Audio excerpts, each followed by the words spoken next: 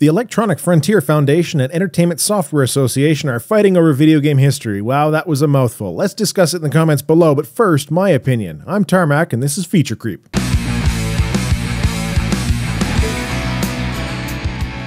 I think it's safe to say that a vast majority of gamers have some form of nostalgia, whether a game from 20 years ago or much more recent. Most of us have some example of a game that we look back on fondly in that way. A fight has erupted between the EFF and ESA over the protection of video game history. Well, if filing legal action and rather civil if diametrically opposed comments can be classified as an eruption. The Electronic Frontier Foundation tabled legal paperwork last year requesting an exemption be put into the Digital Millennium Copyright Act, which would allow for enterprising gamers to modify games with an online requirement to keep them playable after the developer has discontinued online services. In the text of the legal filing, this is being requested to allow the purposes of, quote, continued play, preservation, research, or study, end quote. Meanwhile, the Entertainment Software Association filed a counter-comment disputing and arguing the opposite. Now, a lot of people online that got wind of this discussion via a Gamasutra article obviously picked one side or the other, generally in the EFF's favor, but very few actually read the legal filings. The EFF is basically looking for a general loophole to be put into the DMCA that would let us play online required games after devs shut the servers down, including client-side data games only, so they were leaving MMOs off the table.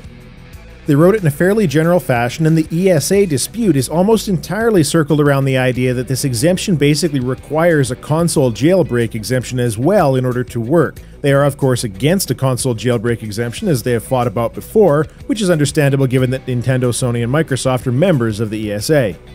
This whole debate is of significant interest to me. I'm a big proponent of the idea that we're slowly but assuredly losing our old games. Go back 20 years and you can, with the right emulation software for the operating system, still install and play those old games. You can load up your Nintendo or Sega Genesis, and as long as the hardware hasn't failed or battery not gone dead in games requiring it for save purposes, you can still play the games on those systems. Games as a Service has essentially replaced all of that, and without some kind of exemption in the DMCA and other rulebooks around the world, a good number of games that are coming out right now won't be legally playable in 10 years' time. As I've established in the past, the video game industry lawyers have done a very good job of convincing gamers that we don't buy games as products anymore, rather, we license them. The ESA position is obvious and expected, but it leaves a fair bit out of the equation. For starters, their complaint doesn't address PC games at all. This actually leads me to believe that they don't really care about the exemption request itself and what it's looking to do, but rather they have a problem with how it has to be implemented in order to work and what the collateral damage of such an exemption might be. They aren't willing to give up ground on the iron fist lock of video game consoles. Their complaint is riddled with exaggeration and anecdotal evidence with screenshots of web pages and conversations online about piracy and jailbreaking, which honestly appears to me to be designed to scare lawmakers that are not particularly savvy with the internet, of which there are many in the Justice Department.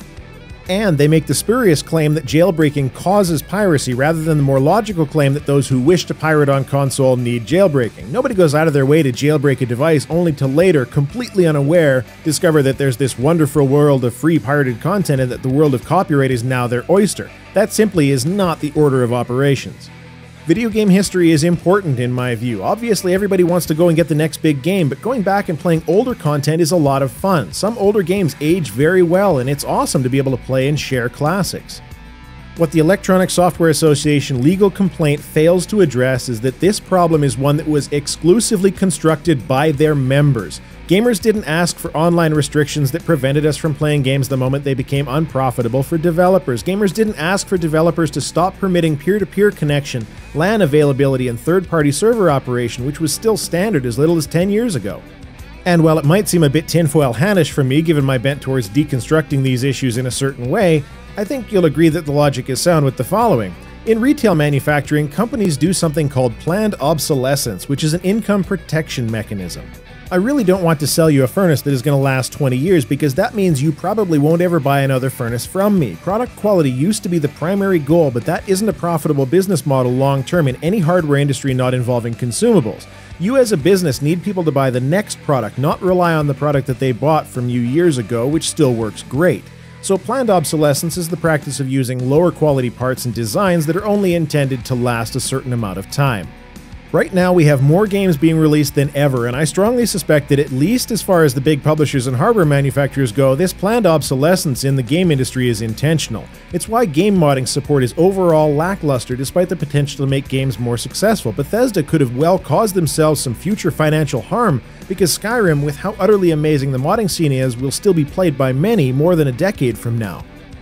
Planned obsolescence is also why our games get turned off and we're left in the dust. Electronic Arts doesn't want you to keep playing the old games when they have new games to sell you. It's that simple, and when you boil the issue down that far, it's actually quite depressing. Though I do want to leave a caveat here that I don't believe it is the sole reason, nor that it is the only factor in the grander game industry obsolescence plan.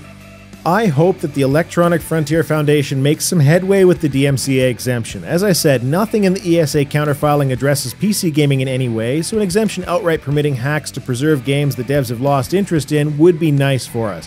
But maybe, just maybe, the solution to the problem at the end of the day is too far out of reach, because it requires the console manufacturers to give up some control by letting gamers set up their own matchmaking servers. It could definitely be solved by the devs without console jailbreaking, but it's not bloody likely. So, what is the oldest game you still play from time to time? Let me know down in the comments below. Feature Creep is a regular show every Monday, so if you got this far into the video, either you really want to argue with me or you should be subscribed. Or both. That's all I have to say. Tarmack out.